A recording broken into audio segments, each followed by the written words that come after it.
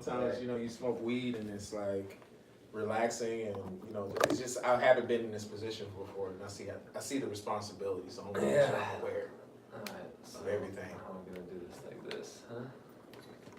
This works.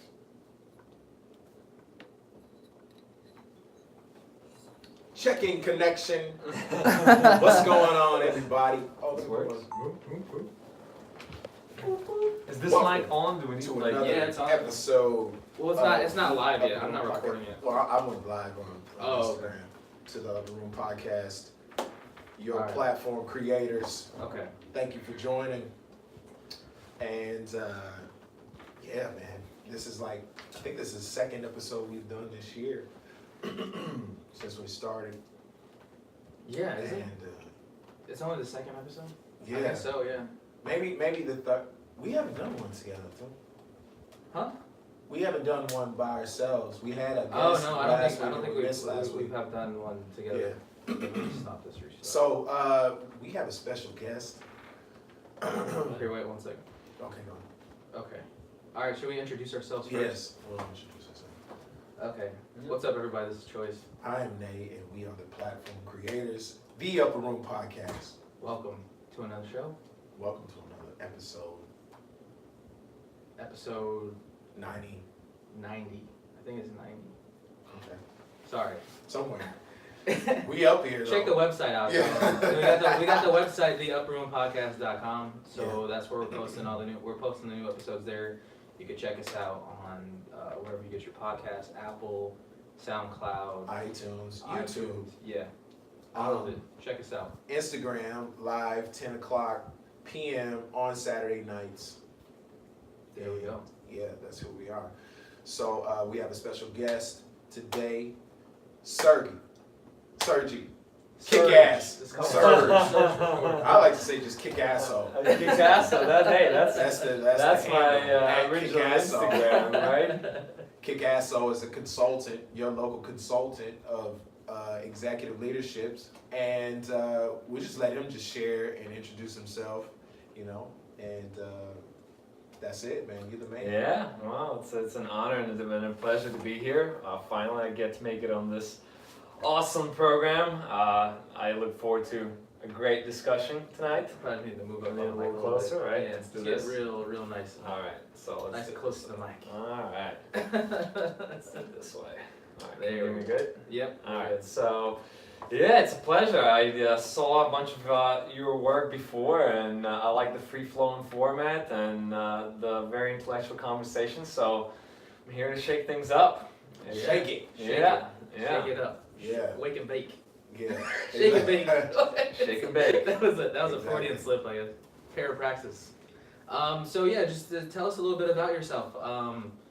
What are you in the mood to do on a daily basis, and Here's- what do you get up in the morning to do? Exactly, and here's where I just hit different points of what are you doing, what is your commitment for the year, and in what you're doing, and also share around this.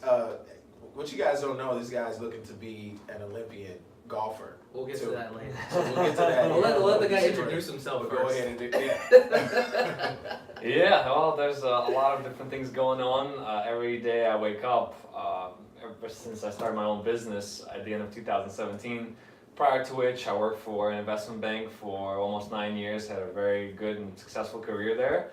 But I decided that it was time for me to step it up and do something on my own. I came to this country back in '08 to start my own business, so I decided to move on my own and apply all my skills in coaching and in business to executive leadership. So when I wake up every morning, I work on getting my mindset right in the first place, and then really helping executives, managers, people in managerial positions, people that are responsible for a bunch of other people, to really lead. I have a beef with the word management in general because you can't really manage people. I don't believe in that anymore. Maybe I did in the past, but now what I know after numerous training and everything that I've done, including Landmark, which was a phenomenal experience, I don't believe in management. So I believe that people can lead, can coach, or can mentor. And those are the three unique ways of interacting with people. And today, the corporate world, which I was exposed to a lot, is not following that model. Everybody's trying to manage, tell people what to do, what not to do, micromanage, and there is no following in that. And I think there's a big bottleneck that is in the corporate culture where people are not empowered, they don't feel that they're a part of something bigger. So my journey, my mission is to change that. And I work with the people at the top to empower them to discover a new way of leading their people, and ultimately it will touch everybody else in the organizations, their families and communities, and across the countries hopefully. So that's kind of what I'm up to. That's what I'm setting myself up to do. Nice. So you do coaching for like corporate? Yeah. The Corporate world? executives. Okay. Yeah. Do you do that like is it so it's like a one-on-one thing, or do you like how do you get started with something like that? If you don't mind me asking. Yeah, absolutely. It originally started one-on-one, and it all now gravitated to teamwork as well. So it's one-on-one, and then they introduce me to their teams because they want the teams to get access to the technology and to the ways. So I didn't really know where this is gonna go. I still don't know where this is gonna go. I kind of pivot as I go, and I just try to stay in action. But yeah, one-on-one work turned into now, I was up in New York a couple weeks ago. I work with the entire team of a Fortune 100 corporation. It was Wow. 30 people in the room, Wow. and I was sharing what I have done with one of the managing partners over the course of 6+ months with the entire team. So now they can have the common language, and they can now broadcast it to the entire organization. Okay. So it will spread eventually to Got the it. entire company. And again, this is a Fortune 100 company, so Yeah. multi-billion corporation that started with one single person, and now I'm in the team. So, how did you acquire that one single person? Like, was this in just getting on the phone, looking in the phone book and saying, hey, I'm gonna call these people? Or was it getting into communication with somebody that knew somebody that was looking? Or like, in what way did you start? Like, you got that Mhm. first client? Phenomenal question. Actually brings me back in my memory to the very genesis of everything. I started off with the following. I spoke with a good friend of mine, and at the time I was already doing a lot of work on myself, self-discovery and self-growth, and really propel myself to just get to the new level of performance, of mindset, and just everything about myself. And as I was having a conversation, I was listening already differently. The listening was the first thing that really was impactful. So in a conversation, I heard that there was a need for help. There was almost an outcry for help. So I said, listen, bro, like I really want to help you. Like I heard you, and I think that there's more to it. And what I've been doing with Landmark, with coaching there, I think it can help you as well. Let's try it.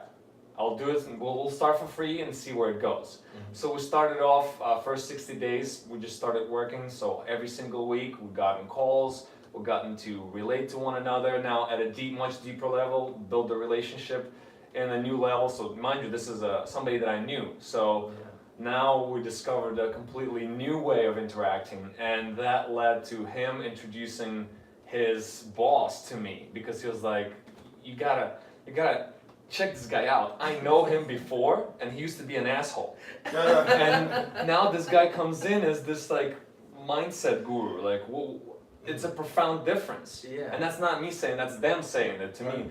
So his manager paid attention, and long story short, we started working with him, and now I'm introduced to his whole team, and who knows where it's From gonna there. go from Wow. there. So it started with just a conversation, but my With a listening. friend too. Either. Yeah, with a friend. With a friend. Mm. You got to know. You built a deeper relationship with a friend, and Yeah. then from that sprouted this. Yeah, that That's was the interesting. genesis of it all. That's very interesting. Mm.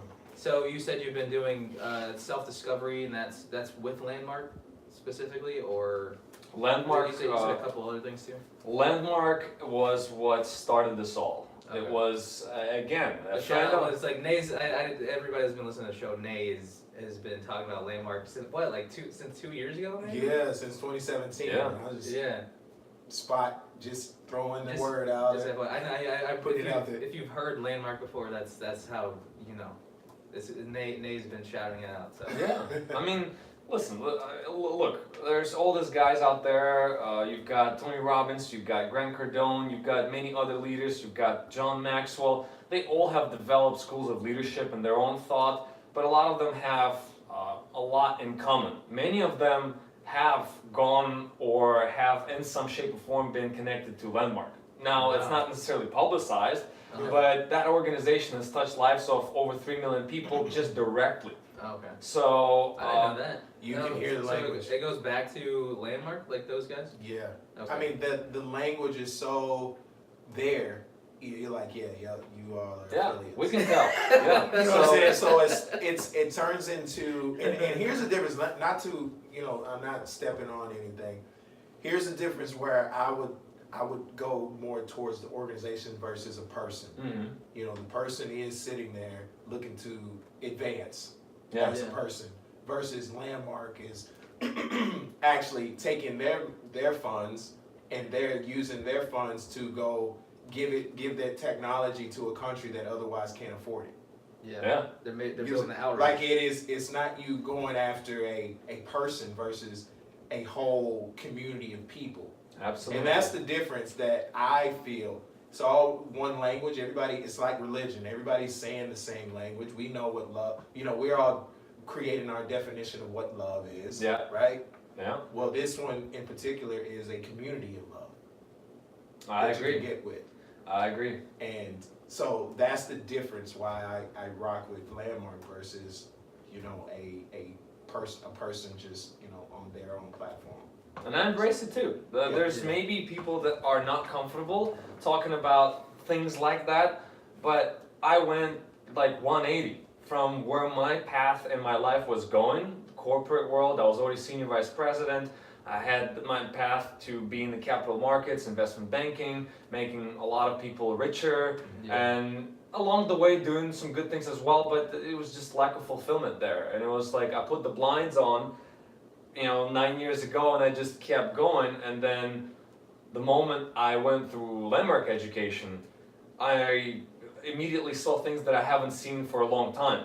It allowed me to look at myself differently. So when I say self-discovery, I recognized a lot of things that I wanted to do, but I forgot about. Like I literally forgot about the course and the purpose, and so it kind of gave me a bitch slap in the face. It was it was a self-inflicted. Is it an Well, emotional bitch slap? initially, and then I continued. Right, Nate, you and I, we've Yeah. gone through several courses together.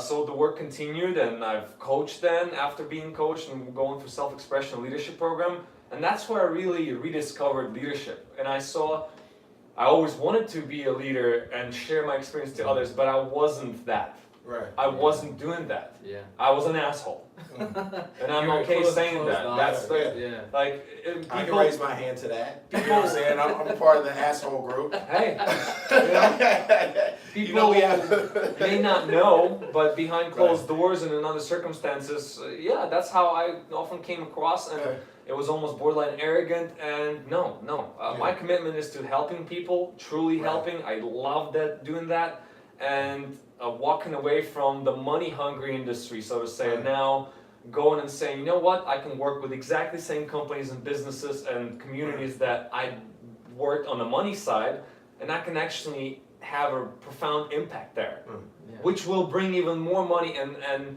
abundance and I guess prosperity in general, Yeah. versus just focusing on the money itself. So yeah, this is going to be interesting how this message is going to go You know across what the I- industry. Okay. Go ahead. Oh, so what I'm hearing and what you're saying is that you came through Landmark and where you were able to discover your true contribution, like how you can be of service to the world versus being in these companies and just not seeing the fulfillment of making the money and being an asshole and just this doing Yeah. instead of just you really discovered being of service, being of contribution. That's a great summary, man.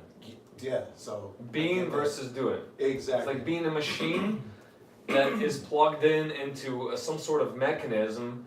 Now I'm discovering that I've gotten too cold, too emotionless, never open to a true relationship because of some weird fears of marriage and women and all kinds of stuff. I'm like, wow, where's this all coming from? Like pull, that pull. Yeah, it's like pulling the plug and like put it up. to yeah, your face like the kinda Matrix movie, right? Yeah, Where Yeah. the cord is pulled and you're like unplugged all of a And sudden. you're like cold in this like Yeah. tank of water. It's Yeah. like, You're like it's like, little- what is going on? You're like a little toddler now, Yeah. learning how to walk again, Yeah. how to feel again, how to be vulnerable again. And in that, there's profound strength, freedom, fulfillment, and just ultimate freedom, man. It just feels good to be yourself. Yeah. Like, Freedom and ease. Freedom I'm and ease. I'm an executive. I'm working with executives. I can sit wearing a t-shirt and my favorite hat and just talk to comfortable. be comfortable, talk Right. to people that I can relate to, and we Yeah. can just free flow without having to worry about, oh, what are my peers are gonna think on LinkedIn and Facebook, and Yeah. what are those CEOs and CFOs are gonna say, and people will talk. Well, good. Keep talking Excellent. because it's time to shake things up. You know? Yeah. You know, it's crazy what I heard. Like it was a little bit back where you were talking about through helping people. You know, you were making people a lot of money back Mhm. before you took Landmark and you weren't fulfilled. What I heard in that was pretty interesting because it's like a switch of philosophies in the brain as far as capitalism goes. I don't know if you guys kind of realize it, but it's like selflessness now is the new invisible hand. Do you realize that? Yes. You see that? Yes, Isn't that exactly. kinda- You use a isn't that powerful kinda word weird? too. 'cause- That's a yeah. powerful Yeah. statement right there. Selflessness. Yes. So like usually greed is good, right? Like in the corporate world, it's like, oh, greed is good. That's gonna bring everybody more. But Mhm. now the mindset is very, very shifted. Whereas, you know, helping people is now the way to get fulfillment To and fulfillment. Yeah. and abundance, as you guys say. So like that seems like it's a very, very, very new way of thinking, I think. Because you know the thing about what I'm getting and what you're saying is the word greed. It comes from a place of scarcity, survival, looking to fix something. Like I gotta get this deal done. Mhm. And it doesn't come from a place of possibility and openness and understanding that it's why am I fighting you for the number one spot?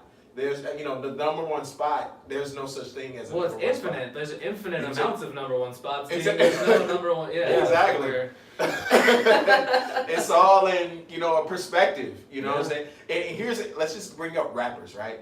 Rappers. We always talk about the top five. Top five. Yeah. Exactly. But at the end of the day, who's this kid's top five? I heard and I'm giving an example. I'm giving a big broad example, Mhm. but this kid's top five could be his dad, his uncle, and his grandfather. And to him, they was the greatest rappers that ever lived. Yeah. But we as a society put a standard on these top five, still having the same arguments in barbershops and at the club about who has the top five, and it almost like it rules your life Yeah. inside of that, like and it doesn't exist. It forces people to fit in. Right. It Yeah. forces this fake system of trying to always fit in. Yeah. And too many people cannot fit in.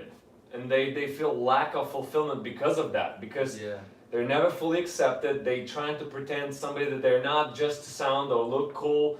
But at the end of the day, this whole system of like, oh, I'm gonna try to fit in, maybe here and maybe there, and maybe I'm gonna try this and Yeah. that. At the end of the day, you still go home and you're not happy about what it is that you're doing because you're still not fit. Right. Yeah. No It's sense like of that- accomplishment. Yeah. That seems very, very common to what's going on now. And they say like millennials are starting to, I think it's just like back in the day, like you said, there was like you had to sacrifice kind of to get everything and keep your family going. And Yeah. now, like you said, there's abundance. There's like literally possibilities are endless now.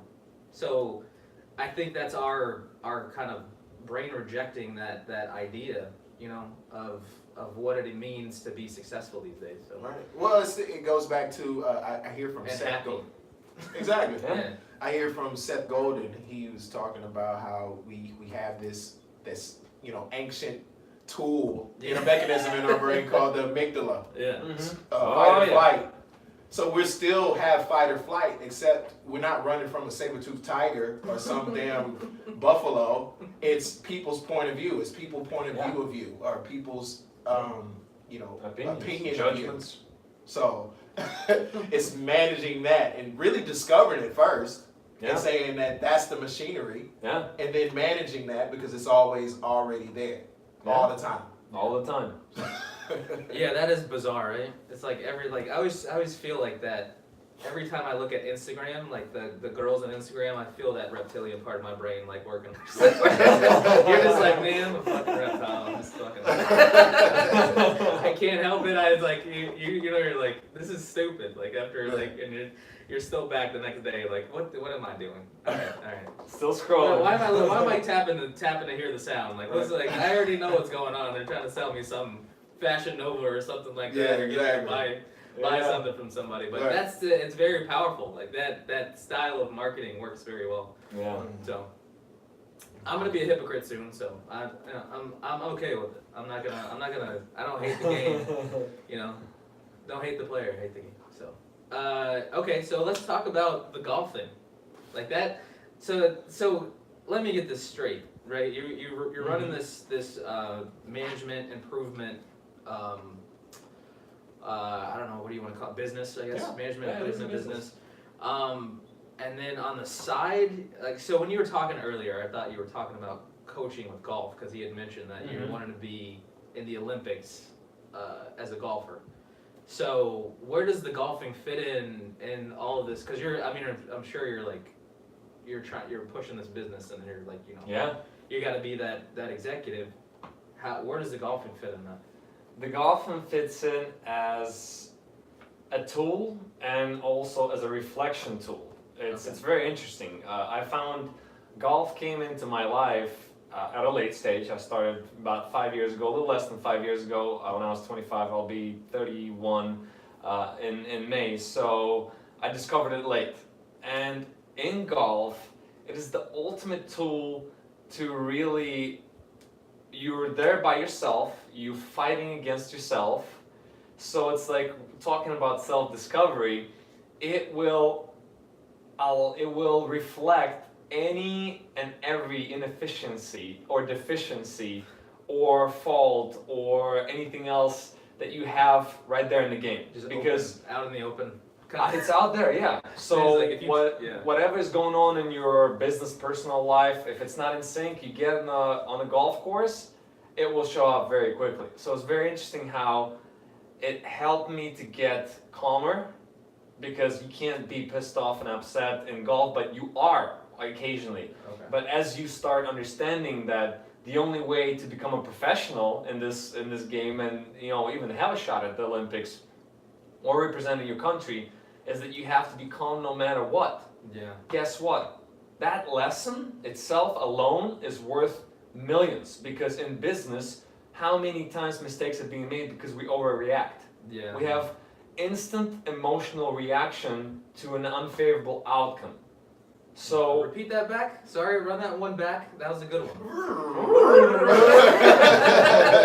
it's like golf will be like the instant feedback on and then reflection to any like the unfavorable outcome. You have like basically an immediate emotional reaction.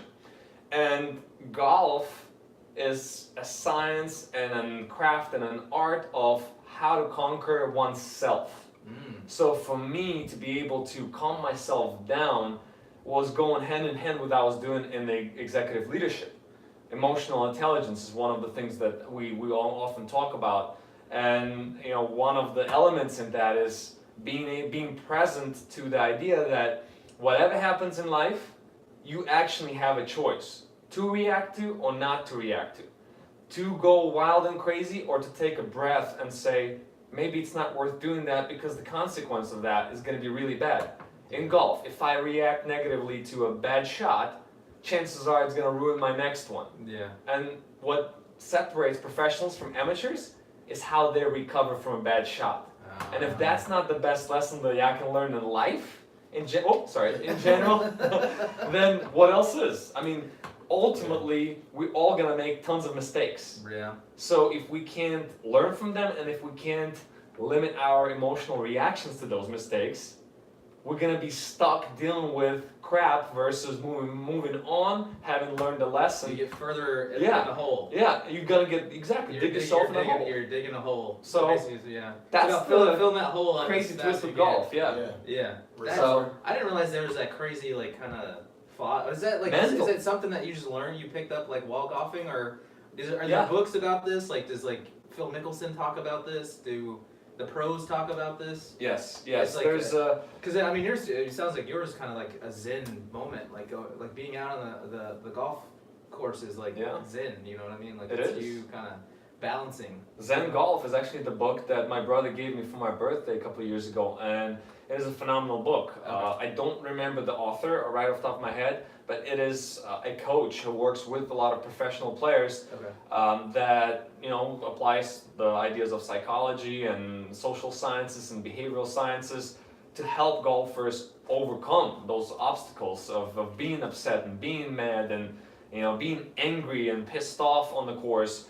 And literally, he walks you through the book about these principles that allow you to play Zen golf, where no matter what, it's not gonna mess with your chi, so to say, with your good positive energy that you need, absolutely must have in order to win.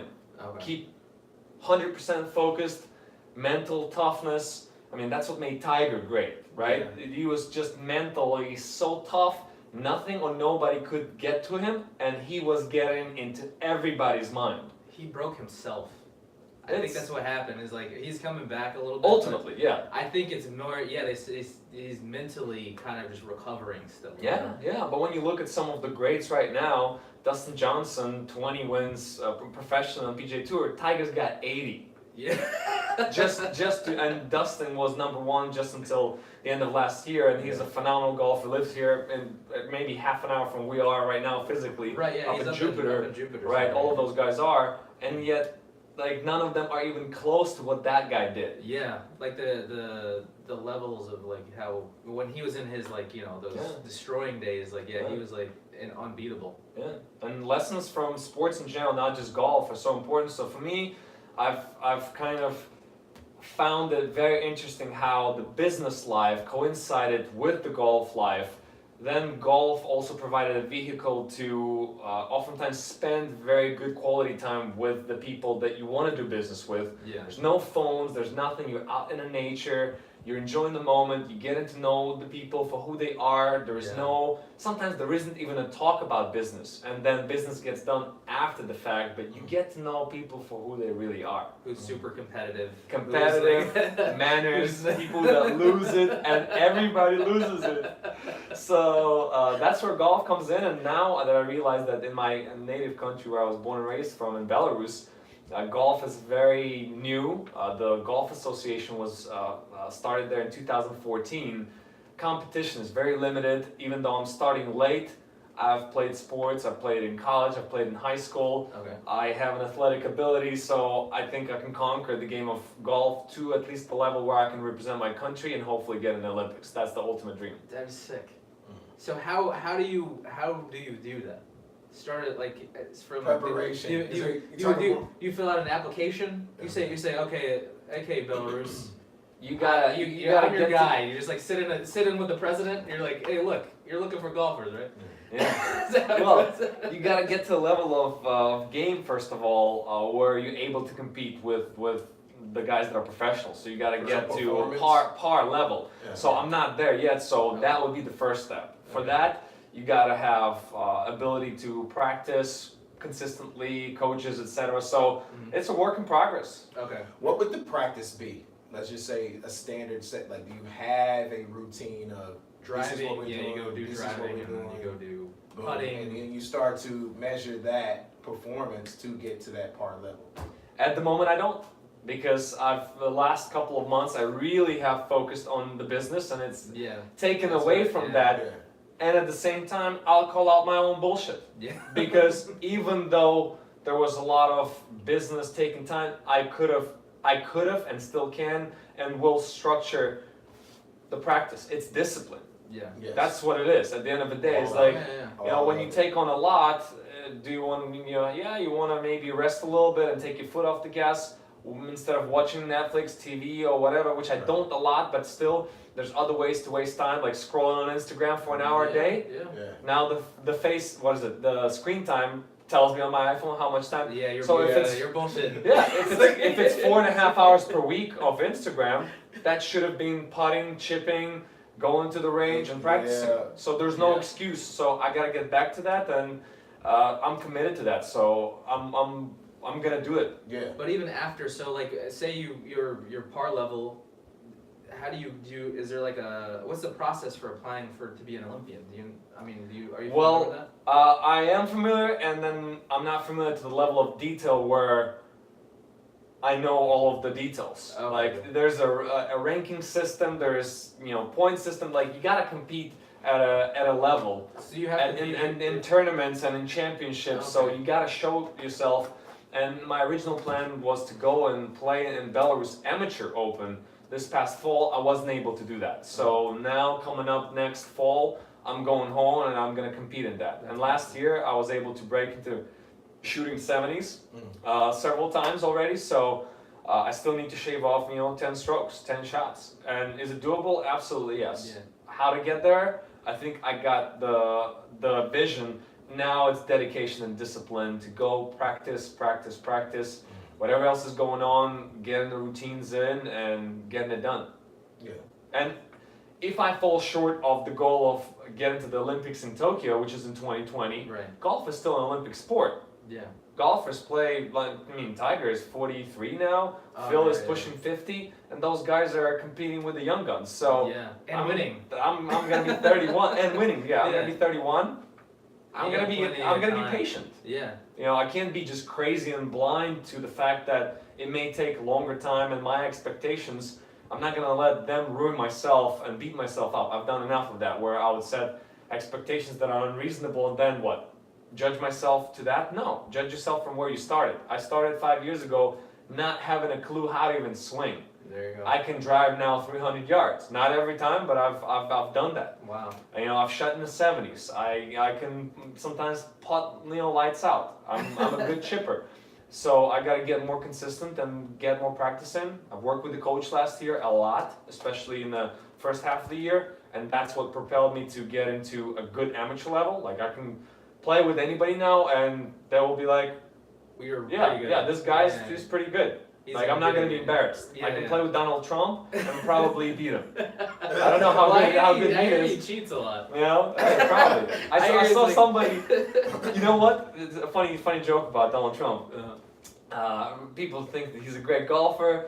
We were golfing on Sunday, and a buddy of mine showed me a Titleist golf ball, and it said President Trump on it. So Wow. they have like, I don't know if it's somebody mocking him or Okay. not, but it was at the golf course where he plays up north, just a little bit north of us in Palm Beach area. So apparently presidents lose golf balls in the water too. Wow. Wow. Well, there's Mar-a-Lago's a golf course. right? Mar-a-Lago, yeah, There's a that's golf where they course. play. I think he's over there a lot, right? Yeah. Well, he's all over the place. He's Yeah. playing a lot of golf. Yeah. Um, So Yeah, that's freaking awesome. So how was it? You said you came from Belarus in 2008, yeah, and you got your no I way. guess your kin with not kin per se, but you're in the same we're in the same country as Gary Vee. Yeah, Gary Vee immigrated over when he was like 3 or something like that, I believe. yeah, he was very young. Yeah. But so how was it coming from Belarus to here? If you don't mind sharing that information. Oh, absolutely. It's a part of the journey, right? Yeah. It wasn't necessarily easy, but I had good help, and there was a family here in Florida that I've established back in 2003 and 4 when I was an exchange student. Back in Tennessee, I spent a year in high school Tennessee. in Tennessee wow. of all How places, was that? rural area Tennessee. That was my first American experience. Wow. It wasn't New York. It wasn't the some country. DC. It was deep south, basically. So like very church-like country music and then rednecks. Yeah. And not that there's anything wrong with any of that. Like I thoroughly enjoyed that culture, and that was my first American experience. Uh-huh. I made friends here with other families that were friends with my host family. And I went back, and then they invited me to come over here to help me out, and they were gonna help me with school here. So I transferred from university in Lithuania, which was another country, not Belarus, Yeah. but I transferred from there here to Florida Atlantic, and I Okay. went to college here. FAU? FAU, yeah. Wow. And I studied business, and I specialized in finance, and I was an F1 visa, which is a student visa. So I had to figure out a way, how am I gonna stay in this country? Because I was coming over to study, but the goal was eventually, hopefully, to stay here as well. Yeah. And that whole environment where you kind of have no choice is what really helped me to propel, guys. Like, Puts I'll the be fire it to just your- when your yeah. back is against the wall Yeah. and you have no choice but to just go and grind it out and hustle and figure out a way. Yeah. No, they say that if there's a will, there's a way. It relates to my story. Yeah. I remember being my senior year in college, and a lot of my peers in my finance classes, banking classes, all were whining about what's going to be on the exam. And I was like, deep inside, kind of like not laughing, but I was chuckling. And I was like, man, those guys can't compete with me. Like, Yeah. I will out hustle them. My work ethic is what's going to drive me.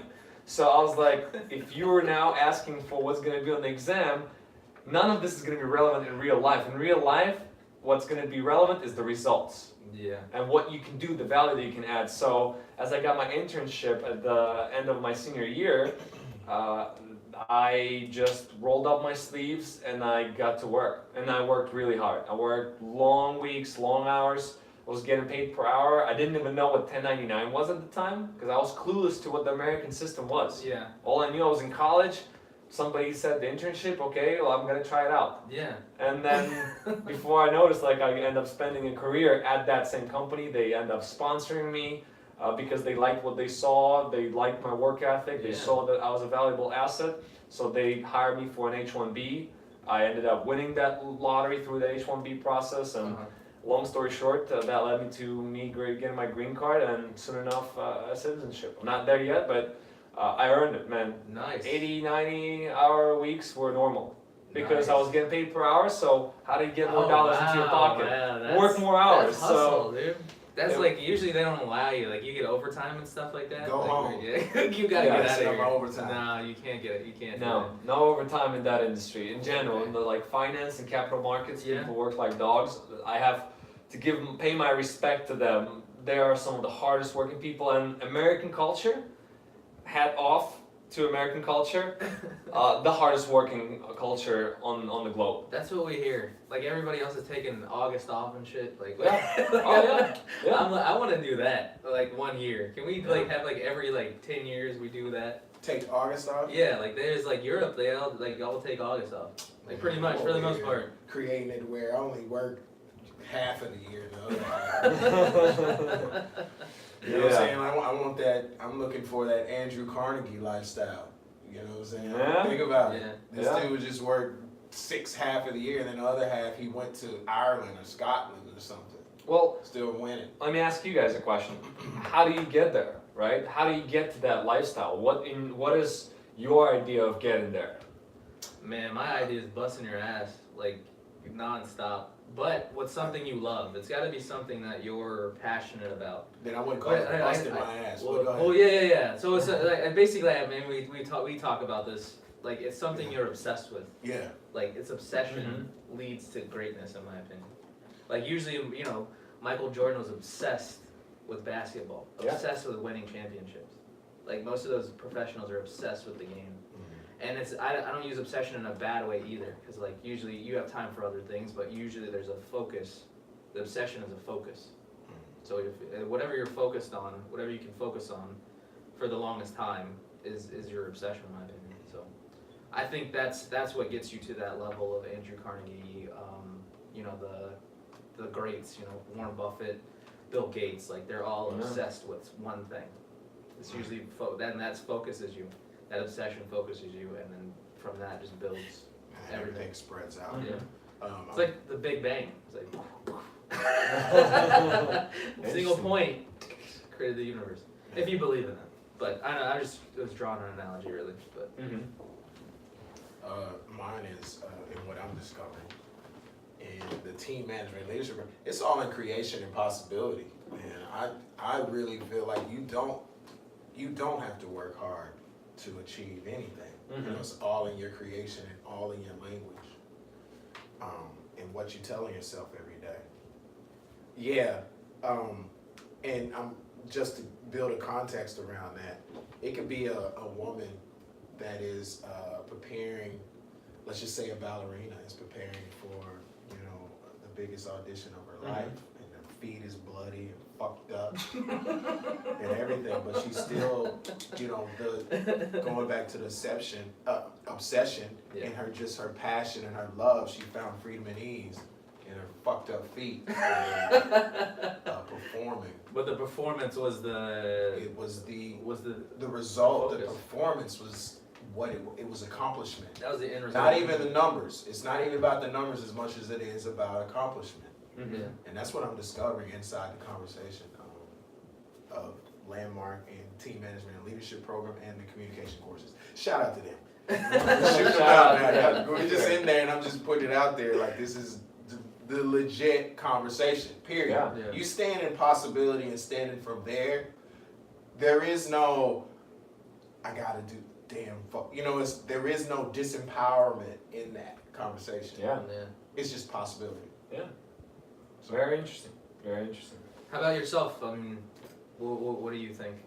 Well, I have learned now that working hard has gotten me to a place where I am at now. Now I'm learning how to work smarter, and I'm using business as the vehicle. Like, I realized that I came to America because of the ultimate entrepreneurship spirit here. Like, you can start a business. You guys are blessed here. You can start a business in 15 minutes online. Yeah. Back at home, people that would love to start businesses, there's going to be all kinds of Red tape. governmental and political and bureaucratic things thrown your way. Even if you want to contribute and you have the best ideas, like, they won't really make it easy for you to do. And then when you do it, they will not make it easy for you to survive. So the whole idea for me to come here and I can start my own business, build my own brand, so to say, with just ideas in my head now. And Nate, to your point, with now language being a very important and conscious part of what I'm doing, it is all in language. How we use it will determine the things that we have and things that we don't have. So communication, the relationship, as I was relating to a book earlier in our discussion, I think it's by Susan Scott, Fierce Conversations. She labels a relationship as a conversation. That relationship is the conversation. And you can build a relationship and destroy one conversation at a time. And that lack of conversation is also a conversation. And the wider the gap between the communication goes, the harder it is for people to get together. That's how marriages fall apart. That's how business partners, fall apart. That's how what you thought would be possible and then creations fall apart because of lack of communication, poor communication, ineffective communication. So to your point, Naya, with one of the biggest things that I have discovered going through Landmark and that coaching style, I'm using language in such more intentional and present way. It blows my mind. It literally does. And I've now seen that I can pass it on to others and it has exactly the same profound impact. Oh, wow. So through language and communication and and combining it with a business practice, because this is no longer just me saying it, like, no, I'm now going to the corporate world and speaking up. Like doing things that people maybe are not even used to doing or hearing. It makes people uncomfortable. It makes people maybe uncomfortable, but at the end of the day, it works. And none of this is theoretical. We have experienced it. I have experienced it with myself, with my own family, friends, with, you Nate too. We've shared some experiences together too. So yeah, for me, that's what it comes down to now. It's just being so aware of the language in my head, even when it's quiet, and then externally when I express myself. Oh, wow. That's good stuff. Yeah. Interesting things, huh? Amazing. So it's gonna happen. I promise you, it's gonna happen. Yeah, man. Yeah. It's amazing, man. I'm just by what you're saying. I'm just so blessed. You know what I'm saying? I feel so present and so aware to what's going on. Even when your point of view, because it'll step up in there and talking about some other shit. But the thing is being aware of it. Mhm. You know what I'm saying? Aware of that point of view and being like, no, that's not the possibility. You know what I'm saying? That's not what we're here for. Yeah. We're here to build connection. We're here to connect. That's what we're Yeah. made to do. We're all is connected, really. we're Like, it's connected. weird that 0 point field. You ever heard of that? Yeah. It's like a little light energy that connects everything together. So it's like we're already kind of there. We're getting into like really like philosophical slash. Right. Yeah. But I'm just always amazed at how we play a separation and Mhm. you know we haven't quite discovered it as a people. Like no, we are connected. Yeah. You know when you're enslaved, Yeah. we're all enslaved. Yeah. Yeah. Let's just say racism. Yeah. Mhm. Like you know you have the slave master and then the slaves, but they were all enslaved. Yeah. Yeah. Yeah. You know what I'm saying? In America, the system has us all enslaved. Yeah. It hasn't changed Unless you're willing to wake up. unless you're willing to wake up. Yeah. Yeah. Because you find yourself being a participant in it. It's kinda Yeah. crazy. It's like, I know what's good. What's happening is not right. Why Right. is everybody doing it though? Exactly. Because that's what we're used to. Yeah. You know what I'm saying? It's just a custom. Yeah. Are you just Because anything to change. You know, we will deal with the same shit instead of just breaking that Isn't that cognitive weird? distance. Yeah. Because of we don't know what the unknown looks like. It's something over there. You know what? I'm used to this. Somebody hit me in my face. You know what I'm saying? I don't know what, somebody not hitting me in my face feels like. I'm unaware. I feel like something's missing. Exactly. That, I need that punch in the face. Exactly. And even when they stop, you still end up punching yourself in the face. Yeah. Do you get that? Like, Yeah. you've been punched for so long that you're so used to it, and then they stop punching and you're just punching yourself because Yeah. that's what you're used Yeah. to. Because you feel a phantom, Absolutely. So, phantom energy. Over time, your body learns certain things, and whether it's positive or negative, it can no longer tell the difference. So many people, like a good example is that when people are constantly stressed out, Yeah.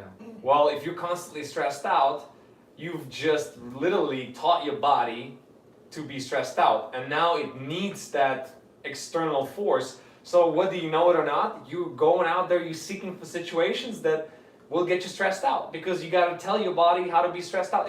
That's the only thing that it's used to. right. And there's like, oh, I hate being stressed out, but you find yourself being stressed out day in, day out. And even when Explain you're not, that. yeah, you said you're not working, you're still stressed out. Yeah, Exactly. yeah, That goes back to that language that we're talking That's about. very What are you interesting. telling yourself? Yeah. That's very interesting. Like I've never even thought of that. So it's like, yeah, if you train your body to be stressed out, you'll constantly seek out things that stress you out. Yeah. That's I don't know. And I don't then know, you that's- start to that train blows my people mind. to stress you out. That's the conversation that you get into. Yeah. You start to train people, and then they show up stressing you out. absolutely, absolutely. It is bizarre. That's real. That's stuff is real. Nuts, man. Yeah. So yeah, I need to check out that golf. That sounds like where I need to be. For me, it's swimming.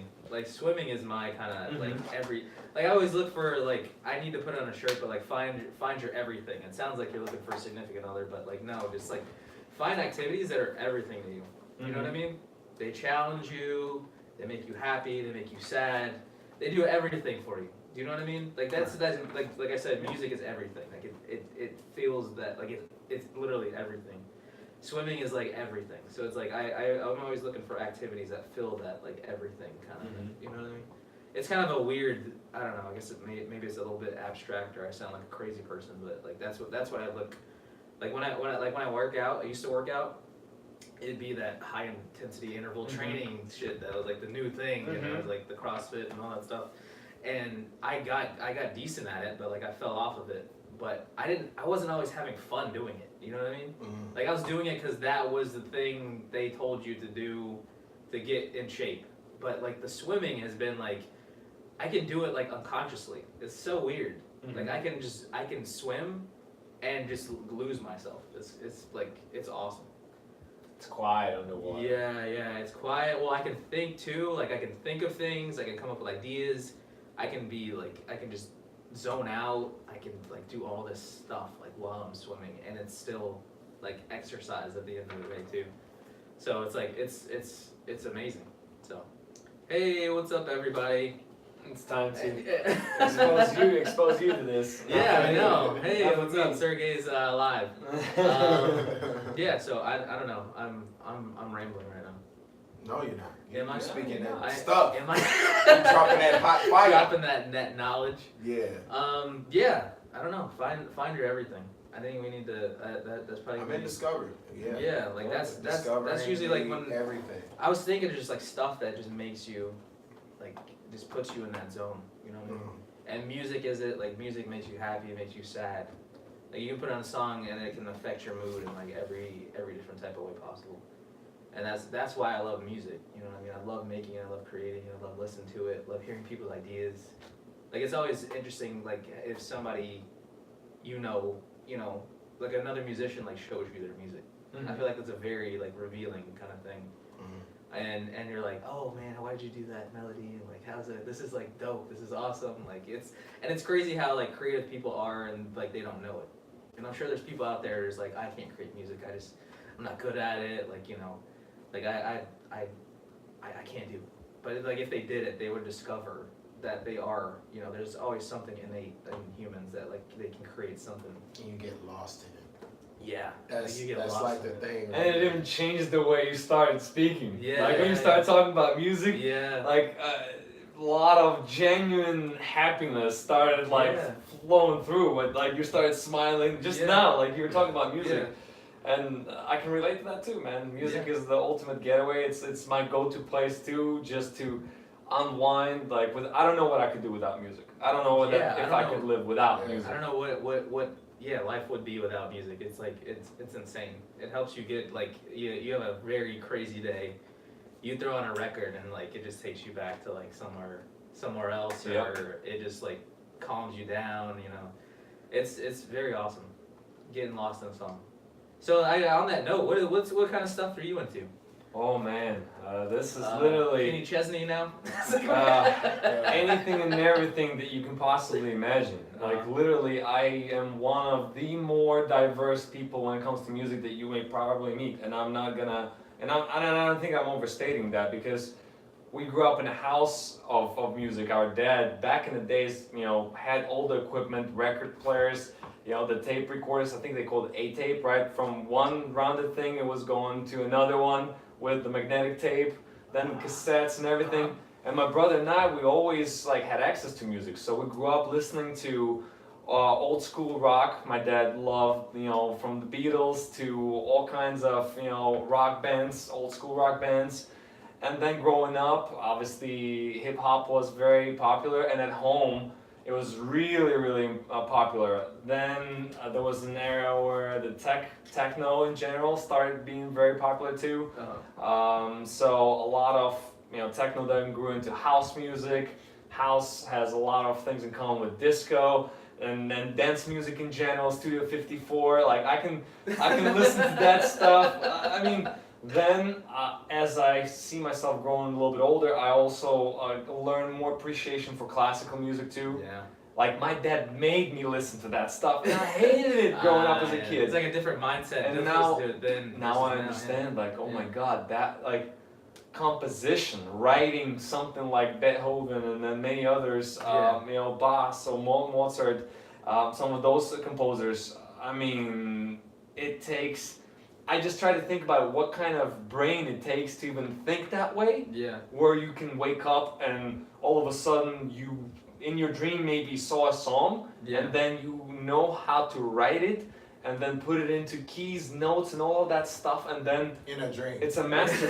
Yeah, drink. yeah, Like- and all of a sudden it's a masterpiece. Yeah. So Humans are amazing, man. I love music, man. I love variety, diversity of music. I appreciate, I think, almost every style, and like even at times I go to Tennessee, right? I find myself enjoying country music, and Yeah. I'm not I can't say that I'm a fan of it, but when I go, I just submerge it. I It's allow like myself yeah. to just appreciate it. It's like a cultural thing. Yeah. You get a kind of feeling from Yeah. like being around, you know, in Yeah. the country, listening to country music. Yeah. So, great variety. How about Yeah. yourself? What's tickling you these days, or in general? What type of music? I'll let Nate's always on something. On Yeah, something. man, currently I'm back into the 90s with R&B. Wow. Jack Swing. I listened to the Dangerous album, Michael Jackson. Like, that's what I've been on. However, like in the barbershop, you know, it kind of gets, I don't like repetition. Mhm. Like, it gets to that point to where I gotta find some more music. It's like radio kind of stuff. So yeah, it starts to play too much. So what I've discovered is like Afro beats, Okay. African music, man, and it's surprising to me that I don't know what they're saying, but just the vibe of the music is so straight. It keeps you just, you know, vibing through the day. Just the way how they harmonize with the beats and everything. Oh man, it's amazing. So that's what I've been on as far as the barbershop is concerned. Nice. It's phenomenal, man. Like Nice. Afro hits. And I have a Afro- follow-up question to you. What's that? What is it in not knowing what they're singing that it just what is it about that it makes it like special and unique? Because that's how we grew up. Right. We didn't speak English. We You had no you clue. didn't know what It's- they were saying. It's No the clue. vibe. Wow. And it was the beat, and it was just the vibe, like you saying. Yeah. That was The tones, you yeah. couldn't it's help like- yourself, but you Exactly. just move. It moved your body. And that's why I can see where you diverse because I'm pretty diverse too. Yeah. You know, I'm not a avid country music, you know, person, but I do like some country songs. Yeah. Yeah. You know what I'm saying? Like one of my favorites is that Rascal Flatts, "God Bless the Broken Road." I think that's what it's called. Is that But the that's- life, that's not the Life is a Highway song, is it? Is that Rascal Flatts? No, that's what that life is. Yeah, who is that? Who I don't does know who that? that is. Oh. That's a great song, though. Yeah. I was But like, thinking, it's- like such a good metaphor for life. It's like, just life the way life that- is a highway. Yeah. But it's just like certain songs like really, you know, move me. Yeah. And it could be in harmony. Like there's this Spanish song that I really like, but it's just the way, and I don't even know what they're saying. And just the way that the harmony, the way that the voice matches the flow of the music, the Yeah. arrangement of the music. And, you know, at the end of the day, we understand vibes. Right. Yeah. You know, it's all a vibration and a Yeah. frequency at the end of the day. It's a language. And I stick Yeah. with that. It's You know what I'm saying? If universal, it Yeah. feels, if it moves me and I feel it, I'm with it all day. I don't care what you're saying. man. Yeah. Yeah. I feel it. Yeah. You know, if I don't feel it, then I gotta change the station. Like I don't even want to. Yeah. You know, Awesome. I don't even want to listen to it. Like I don't care what it is. It could be hip hop. It could be any genre of music. Yeah. I got to feel it. That's the truth. Absolutely. Even if it's Beethoven, if I don't feel it, It's a rap. How about you, man? I like everything. I played in band when I was younger, so I got appreciation for everything. And my dad's always been like a musical guy. He used to play the bass, Mm-hmm. and he was always into jazz, so I'd always listen to his records. Like we'd be in the car, I'd be like, "Dude, hand me that record." And he always had somebody that he liked. But I'm like right now, I'm currently into this guy Little Ito. He's just like the guy from like the persona like he has in the music. I'm just like it's like my hype music for going to work in the morning. I'm just like this Nice. dude is the guy. Like I've been listening to his Omerta since like 2017 when it came out, and it's still like fresh as it was like since then. You know how people just like people throw away records these days. People just like toss They the come records. out as fast as you know. They Yeah. come in so fast and they go out the same way. Yeah. It's like fast food. Yeah. Yeah. But his record, bro, like that's what I'm saying is like this. It's like 7-8 songs and it's like a full course meal. Like So when you every say time. it has substance. It has a lot of substance, man. Like it's like hip hop, but it's like that like kind of like street hip hop, but like the stuff he's saying is just like so relevant to like everything. You know, like it's crazy. Wow. Well, he's like like the lines like he's like train hard, fight easy. Like every time he says, it, I'm like, yes, that's dope. Train hard, fight Train easy. hard, fight easy, and he's like, people with no drive will try steering you, and I'm just like, yo, that's like crazy. That's crazy stuff, man. I'm just like, this guy's giving me knowledge, you know. He's not just rapping at me, he's talking to me. To the soul, exactly. All right, so we gotta. I guess we talked a little bit, but we gotta. We usually at the end of the podcast we go into our inspirations for the. We get to. We don't gotta do a motherfucking thing. Yeah, we don't have to. We get to. We get to say our inspirations for the week. And mine, I guess I'll open the floor up. Does anyone want to go first? I'll go first. Okay. I'm really sitting in a place in my life where I'm very present to what's happening. And what that looks like is being able to be cause in my own life. To actually create and I get to be responsible for it. And in that, it's just discovering and everything is like opening up. As far as this program that I'm in, the Team Management and Leadership Program, excuse me, I stepped into the next 3 months. I've stepped into a executive simulator where I am the cause and the matter of a team. And what's there for me is that, I see where I've had trust issues, because what I'm discovering is that it's more of you believing and trusting in your team, and then that what gives you the belief and trust in yourself. There we go. I'm putting everybody in, like, I am trusting myself because I'm used to just doing it myself. Like, I just did, you know what, fuck it, I'm doing it myself. You know, I don't need, you're just here, just stand there. I got trust issues. I got You know what I'm saying? And this right here, I really got where these guys, your Steve Jobs, your Jay-Z's, all these people, in hindsight, are trusting the people that are in their space to be who they are. I don't know if that's making sense. Yeah. But literally, in order for you to hit this greatest level, right? There's a belief you have in the people that are around you. Now, how you believe in them, that can come out in dictatorship, or it can come out in what you're talking about, like what you're talking about, corporate dictatorship, or faking it, or whatever the case may be. But when you're being caused, when you are being a contribution and you're authentic, you really truly understand that you are who you have in your circle. Yeah. They are you and you are them. Very true. And has been, so I get to trust this group of people, this beautiful team, in my life at this moment. And then in hindsight, I get to trust the people in my personal life as well. So like that's the payoff. Yeah. Is that I get to trust you even more than I probably have in the past. So that's my inspiration. That's where I'm coming from, and it's a beautiful thing. It's scary as fuck. Don't even think that it's not. But that still doesn't keep you from your commitment. I'm pretty sure there's a lot of people where fear comes up, but that's where you get to be to move through that shit. Yeah, absolutely. So and learn that you're still alive and breathing after it all. It's like you can. That's it. Still go. You can still go on. So that's where I'm at. Wow. Pretty profound. Yeah, man. With myself, very interesting and something that I've been very present to for the last couple of weeks. So as I was reflecting on January and kind of getting my mind set for the month of February, I came across in my daily planner a very interesting, it wasn't a quote, it was like a writing, and it kind of, I don't remember word for word, but I actually even made a post about it, but it was saying that if you see your path as if this is the step 1, this is the step 2, this is the step 3 that I gotta take, this is how it's gonna go, it's not your path. The reason you see it so clearly that it is your path, because it's somebody else's path.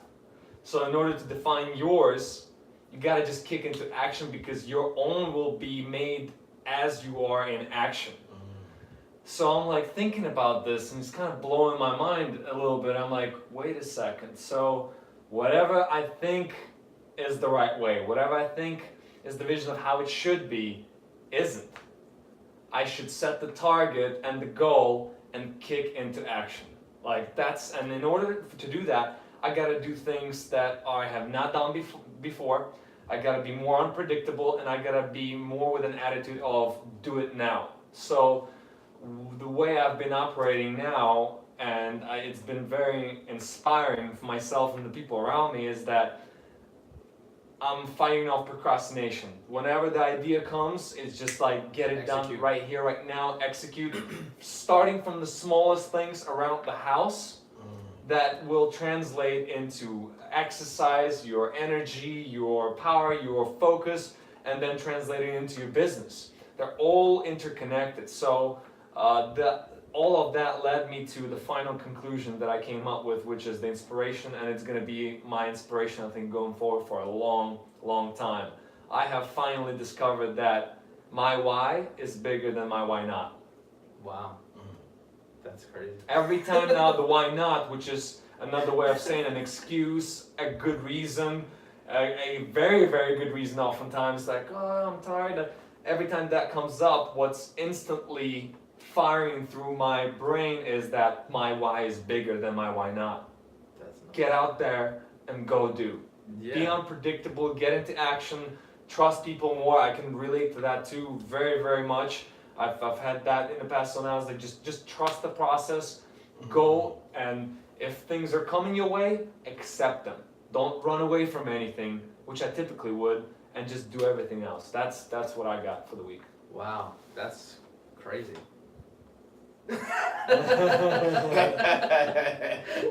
My why is bigger than my why not. Yes.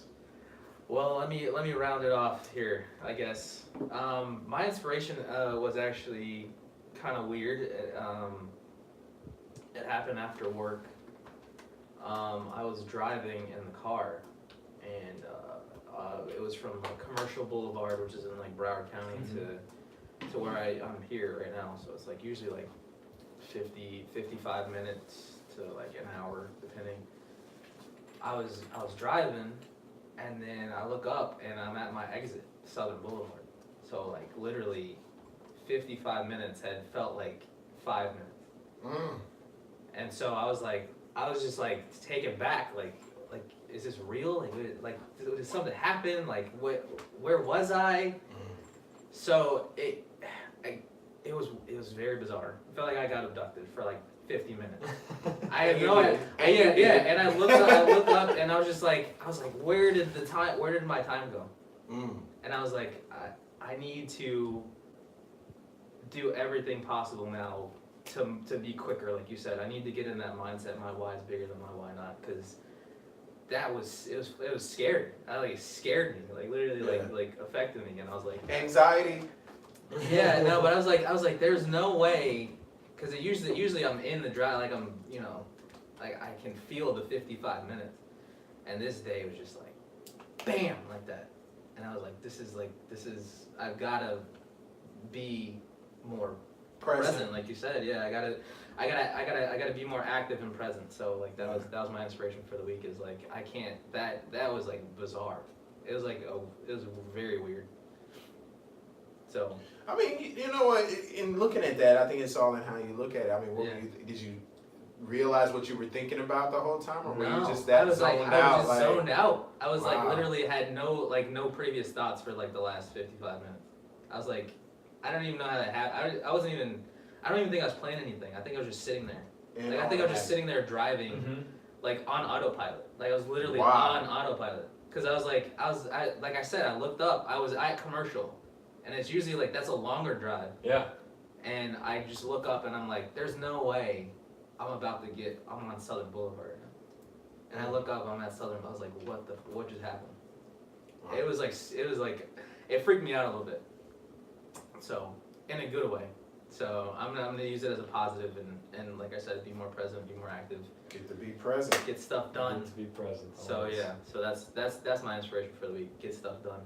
That's how our weeks are though. Yeah. I mean, literally, and here's where I'm about to bust y'all's cherry too again. But pop the cherry again. This is what's been on my mind is, we're 40 days in 2019. Yeah. We have 325 days to go. Yeah. Yeah. So when you start to look at it, that's not a lot of time. No, you That's felt like- the year fly by before. I Yeah. felt the year fly by before. I Yeah. know what it feels like. Yeah. And it's like the process, and that's the reason why it's like the process of slowing it down Yeah. to the point of, okay, we're 40 days in, and okay, what am I doing? Like when we put things, the procrastination, when we put it to the side, that's one less moment of time to not be a contribution, whether it's to our lives or to somewhere else. Yeah. Like, I get it, and it still is something that I'm presencing myself to, because we're so used to being in all, like, just doing, Yeah. and versus being. Yeah. So I'm discovering really real-time being. And that's what generally is slowing the process down to where it's spreading it out to where you can actually just see what's happening. Mm-hmm. When you're doing, it's just so tunnel vision, I feel, at this point, and it doesn't even make sense anymore. Yeah. I think it's like really being Yeah. present, just Like silent. enjoying, yeah, like getting, like, yeah, slowing it down. That's Slowing like, it that's down. very, it seems very important. All right. So, all right, well, that was the show. thank you for joining us, Serge, Sergey, Kickass. What is it? Kickasso. Kick-asso. Do you want to spell that or like shout it out? Or, like, how do you? KICKASSO. There you go. Boom. Thank you for joining us. I wish you the best in all of your endeavors. The golfing stuff, the business is like all you're doing awesome stuff. So Thank you guys. Thank you for hosting and being amazing and fun and entertaining hosts and being able to go into some deep stuff and still keep it light and Yeah. yeah, that's what it's all about. Yes. so we try to do here. That's The it. upper room. That's what we're doing. That's the what we're world. doing. We're not trying no more. Yeah, no, we're not trying. Is Yoda, that- like Yoda, the Yoda came out. There is no try. I am Nate to Life, This is choice. and we are the Upper Room Pod. Why do I fuck this up? We are the Upper Room Podcast, your platform creators.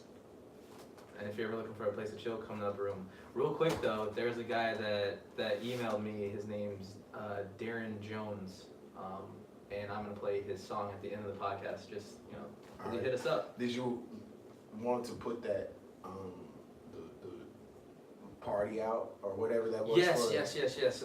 My phone's over there though. Randy, I can put it in after. Okay. I'll put it in All right. the- Cool. So All right. I know it's not live, but it's at Lake Park. I don't know exactly where it is. It's in the warehouse district, and that's all I got. It's a 'Cause I can't- Valentine's party. Yeah, Valentine's. Valentine's event. So it's not a very Next Thursday. good shout out, but we'll shout him out yeah. another time. All right. All right. And we out. Peace. Peace. All right. Wow. All right. Wow. No, it didn't die. Like you only get an hour on Instagram. Oh, Yeah, you only get an hour. Whew.